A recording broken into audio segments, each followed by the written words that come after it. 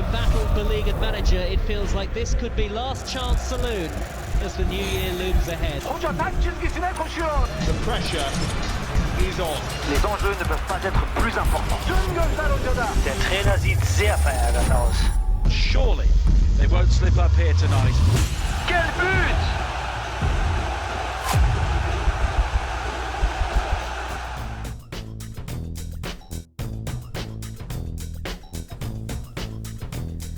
Hello ladies and gentlemen, and welcome to my first ever reaction to a Football Manager release trailer, I guess, release date announcement, whatever it was. You saw the ad for it, you saw the commercial.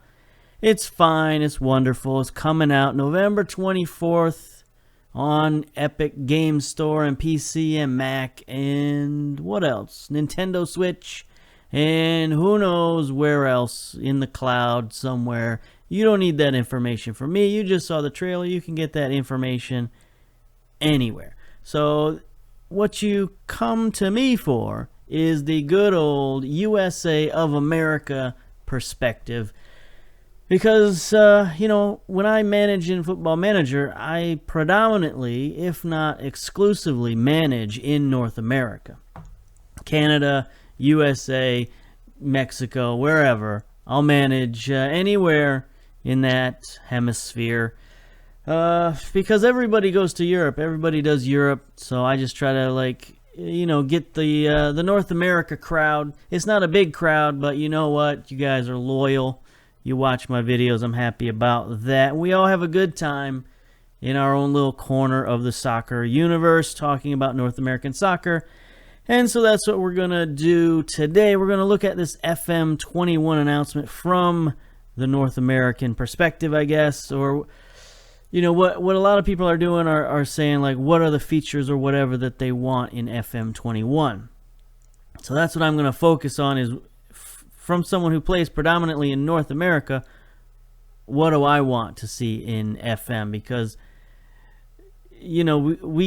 we're obviously a smaller section of the fan base, so we get a little less in terms of features and functionality in our side of the world. But we're not gonna worry about that. We're not gonna complain about that. We're just gonna pretend that Sports Interactive is going to pay more attention to North America and FM21 because it needs it.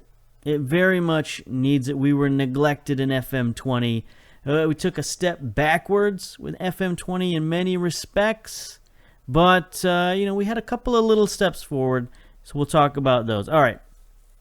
So what are the features that I'm looking for in FM21? So first and foremost, we're going to start out with an easy one. We're going to start, taking candy from a baby. Canadian Premier League, okay? They've already done it, right? Sports Interactive already have Canadian Premier League in a little Steam Workshop download, right? So I'm just hoping that in FM21 it comes included in the base game, right? Now maybe you could include a lower division as well in Canada, but that might be asking a little bit too much. All of the most prominent Canadian teams are in the CPL now that Ottawa has joined, and of course, not excluding the MLS teams. But there is a lower division in Canada, and you could put that in there. I'm just saying, it's right there. You've got the teams already, and that's the thing about asking for any of these leagues or anything in North America is they've already got the teams. It's not like they don't exist for the most part. So why not just put the leagues in there? I mean, I know, anyway. So we're going to start with that. We're going to start with Canadian Premier League. Just put it in there as part of the base game. It's a fun league. Everybody likes it. It's a home run. No-brainer. Put it in there. You could also add a few other leagues in there. Costa Rica is a good league. Maybe Jamaica, something like that. Just to spread the love around, just to make it a little bit more interesting to manage in North America in FM21. I'm not going to hold my breath for some of those smaller nations, but you've got smaller nations all over the place, especially in Europe. There are some really small nations that have like 4 or 5 leagues. Spread a little love over here to North America. That'd be nice. All right, so that's just the appetizer. The real thing that we're going to talk about here, of course, is fixing MLS, Major League Soccer, because it's the biggest league over here. You could argue the Mexican League, of course, is bigger, but in terms of just promotion, MLS is bigger. Anyway, it was broken in FM20, just straight out broken. Didn't work. There were a lot of problems. Now, it wasn't unplayable. You could play it if you wanted to power through all of the brokenness, but it wasn't a lot of fun. Honestly, it had a lot of problems. So we're going to go down those problems in a numbered list, 1 through 5, starting with number 1, the academies. The academies were broken. I don't know why. They should have been fairly easy. You've done it before. You did it in FM 19, 18, 17, 16. Right? The academies worked just fine. But the problem with the academies in MLS were very specific in that the players advanced in age incredibly rapidly, right? So here's what would happen with an MLS team, with an academy. Not all of them had academies, but the ones that did, you would get an intake of youth, and they would be 16 years old when you got them on January 1st, okay? That's fine. No problem. Then, at some point during the year, they would have their birthday, and they would turn 17 years old. Okay, still not a problem. I understand how aging works. That's how aging works. You have a birthday, you get a year older. It's fine. So now you're 17 years old. But then what would happen? January 1st of the next year, the game would count those 17-year-old as 18 years old, and they would kick them all out of the academy. See you later. You have no one in your academy. Good luck for next year. And then you would get your new recruits, and they would be 16 years old again. So all those 16 years old from last year disappear. You get a new set of 16 years old, and that would happen year after year after year after year. You could never build your academy because everybody would graduate in 1 year. So let's fix that, okay? Let's not have that happen. All right. And that sort of dovetails nicely into point number 2, which are the junior clubs. There were a lot of teams, several teams anyway, that you could add a junior club if you wanted to. Some had established junior clubs, and some you could add junior clubs. Now, if you were unfortunate enough to choose that option and add a junior club to your team, it would mess you up. It would mess you up terribly because there was a bug, and the bug is as follows. If you happen to have a player on your team that you wanted to send to the juniors, and you said, okay, I drafted this like 21-year-old in the super draft. He's not good enough to play on the team right now, but I want to send him down to my junior clubs for him to get some experience, right? That's a normal thing to do. You would do that, and it would mess up your roster. They wouldn't unregister him. He would be sent down to the junior team, but he would still be registered on your senior team. So he would count against the salary cap. He would count against the number of players on your roster. And what would happen is you would run into a problem where you would reach the 30-man roster limit, and you would look at your team and say, I don't have 30 players on my team. I've only got like 25. What's the deal? Why does it say I have 30? Well, it's because 5 of those players are down in your junior team. And if you try to bring them up into your senior team, you know what it's going to say? It's going to say, I'm sorry, you can't do that because you already have 30 members on your team. So even though the guy was registered on your senior team, you couldn't bring him up onto your senior team because he was already registered on your senior team and your roster was full. So the only way around that, which I finally figured out, was to unregister your whole team and then re-register them one by one, and then that would get your team back in order. That would have you back down to 25 members, and then you could do whatever you wanted. which would be a fine workaround, I guess. I mean, not a fine workaround. It'd be an okay workaround. But the problem is that none of the computer teams knew how to do that. None of the AI teams knew how to do that. So they were sitting there with 18, 17, sometimes 15 guys on their roster because they'd sent a bunch of youngsters down to the youth team and now their roster is full. So, I mean, it's a fine workaround, like I said, but you got to teach the AI to do it, is what I'm saying. Either fix it or teach the AI how to get around it. One of the two. All right, so that's the junior club. And that also dovetails into number 3, which is the AI and their inability to handle the MLS salary cap. It's ridiculous how terrible the AI is at handling the salary cap, especially in the second season. All right, so here's the scenario. First season in MLS. I saw this happen with so many people, right? So many people are like, I've heard about this MLS stuff. Even big YouTubers, big streamers, they would say, I've heard about this MLS stuff. I want something new. I want a new save. Let's go to the MLS, right? So they would go into MLS year 1. Everything would be sort of fine, right? All the teams were fine. They all had their rosters set. They had their salary caps. No problems.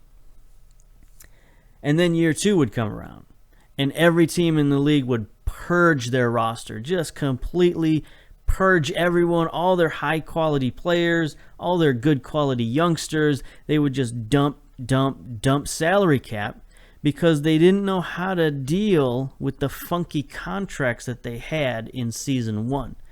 Because what Sports Interactive does is they try to put in the most realistic contracts they can, right? It's understandable. So year 1, you've got these realistic, what they are, MLS contracts. But the thing is, MLS contracts are so funky that year to year they have to be managed very precisely, and you have to use your allocation money, and you have to do all this and that, and sign players to different contracts and do a bunch of funky things to get those contracts to actually work, right? But the computer AI doesn't know how to do that. They only know how to cut players. So they've got all these funky contracts they don't know how to deal with, so they just cut their team. And the second season in MLS, everybody wins the MLS season in Season 2, right? If you played in MLS, I'm going to almost guarantee you that you won the league. Maybe even you won everything in League 2 in Season 2. Because all the other teams in the league had to cut all their players because they didn't know how to handle their contracts.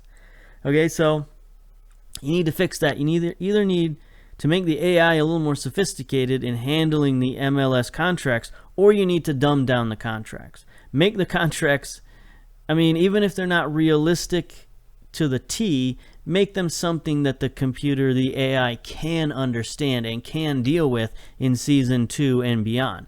Now, if you played MLS like 4 or 5 seasons, eventually the AI would sort of be able to put together some halfway decent rosters. But in Season 2 and 3, forget about it. The whole league is crippled by the salary cap.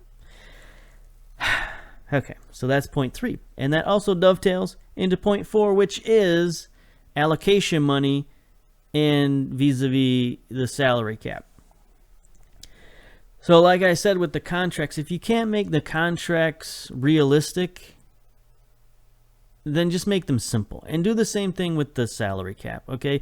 If the AI can't handle a realistic version of the salary cap and allocation money and all that stuff, just dumb it down a little, okay? Just make it easier for everyone to understand, make it easier for the AI to understand, and let them at least be able to make a decent team and at least be able to sign their players, right?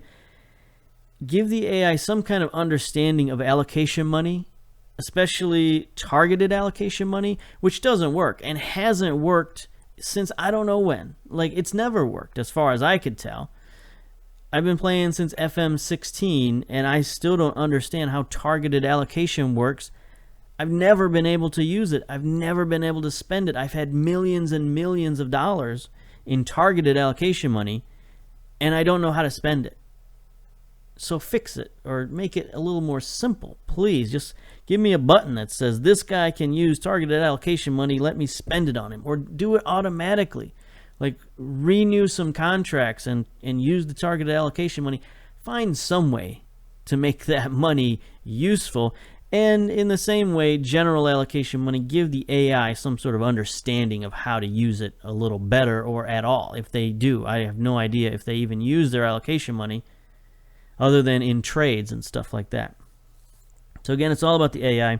And then point 5, we're going to go back to the lower leagues. Okay. Can you add some lower leagues in the U.S.? That would be lovely. That would be nice. And I got an idea. There's a guy out there named Uncle Sam. He's already done all the work for you. He's got a database with everybody and everything, right? He's got NCAA, NPSL, USL, all of it.